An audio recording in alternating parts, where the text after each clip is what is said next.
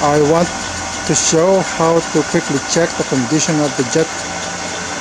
It'll tell you whether there's a failure on the jet assembly itself or the impeller. I'm going to quickly turn this off, and in less than 15 seconds it should pressurize quickly. 1001, 1002, 1003, 1004, 1005, 1006, 1007, 1008. So in less than 10 seconds, it turned the jet pump. Now, if it doesn't turn off, then there's a problem with the jet pump itself. It may be that the seal underneath is no good.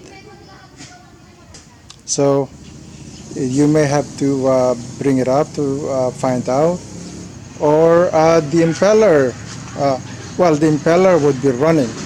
If when I turn this off and the spring seal is no good, it would keep running and try to pressurize this the tank, the water tank. So this condition of shutting off in less than 10 seconds means that the seal is good at the bottom of the well, and the spring seal itself is also good. So one way is to say, okay, it is not turning off quickly. It's an indication of something is going to go bad soon. So that'll help you determine which way you want to tackle this. The motor impeller assembly is easy to get at, so that may be the first thing to tackle. Lastly, bring up the pipe, depending on what you perceive to be the problem, or both. The seal is no good, the spring seal is no good in the assembly housing.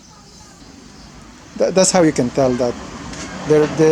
The way to tell you that there's a possible problem with the jet pump. So I'm going to turn it on.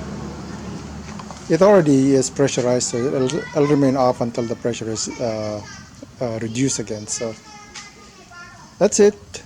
Good luck.